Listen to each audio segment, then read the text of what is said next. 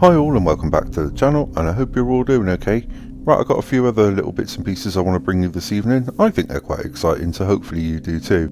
So with that, I'm going to start off straight away with Helmut Marko, because Red Bull advisor Helmut Marko is concerned that McLaren's progress has turned into a whole new world lately, leaving Max Verstappen stunned. Norris secured victory in Singapore, and the upturn in McLaren's race pace led to Verstappen having a long conversation with Marko about the situation. Marko has now revealed how the conversation between himself and Verstappen went. When asked about the conversation, Marko explained, "Well, that Lando's dominance is alien, especially on medium tyres. He took 9/10 to 1 second per lap from us. Even if our car had been, let's say, optimised, he couldn't have driven those times on the medium, and we're all wondering how he did it. When Norris takes 9/10 to 1 second per lap from us, then it's a whole new world. And don't forget, in the second stint, Charles Leclerc was just as fast as Lando, or almost a bit faster. So for us, I would almost say that second place was like a victory." What I find interesting about this is how Red Bull recently commented on McLaren's front wing flexing and rear wing, which the FIA have approved and said it's alright.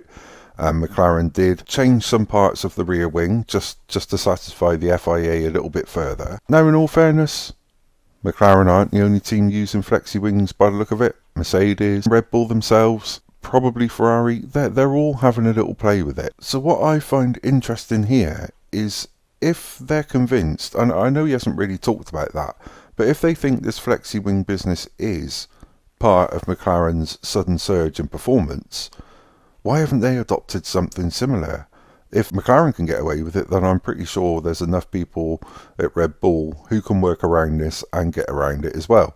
But I'm not saying that's what it is, obviously, but I just find it interesting how 9/10 to 1 second a lap out of Red Bull, this just, something's gone fundamentally wrong somewhere with either Red Bull or fundamentally right with McLaren. But it's really interesting stuff, because I want to see what comes of that, because we're only 6 races away from the end of the season, so some very interesting times ahead.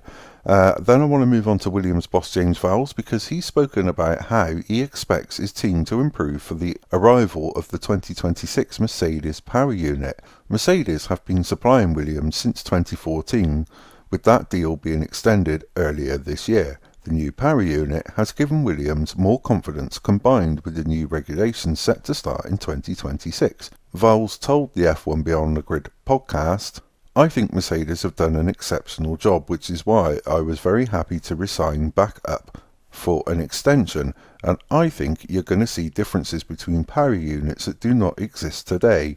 Today, pretty much all the power units are much of a muchness. I think that will change in 2026, and you'll see a difference between the power units." Again, the thing that interested me with this is in 2014, at the start of the hybrid era, Mercedes hit the ground running with those power units and floored the competition. And there is a lot of talk, or a lot of buzz feeling about Mercedes doing exactly the same thing in 2026 with the new breed of power units. So that, to me, is going to be interesting. But anyway, then moving on to Toto Wolff, he's revealed that the team will stop flirting with Max Verstappen now that they have settled on their driver lineup. Wolff has spoken with Verstappen on a number of occasions after Lewis Hamilton announced he would join Ferrari at the end of this season. Mercedes will now focus on Kimi Antonelli in 2025, and speaking to Autosport about Verstappen, Wolff explained, "We're sitting back. I think I've expressed it before, and we have a similar view also from Max's side. You've got to put your faith in your drivers or in your team. You need to give it the maximum support you can to make it a success, and only if things go really wrong, you will consider other opportunities. For me, it's like flirting outside whilst you're making your relationship work. It doesn't work. I'm not flirting outside. Only if I want to have a change or consider a change, I would also seek a conversation. And it is the same on his side. We are pretty aligned in our values on that, I think." And with what Toto Wolff said there, I find that interesting, again, because combined with what I'm about to cover with George Russell, what he had to say, I think Toto thinks he's got a very strong driver lineup and some very, very good potential for 2026, and I reckon 2025 will be a year where we're going to see exactly what Mercedes are likely to do with 2026. I've just got this feeling there is something there, and this is why it led me on to what George Russell said, because he believes that James Allison returning as technical director at Mercedes is an immense benefit. Russell said, "We've always had this talent within the squad, but just having that clear leadership and clear direction to maximise the talent of the designers and the aerodynamicists has been vital.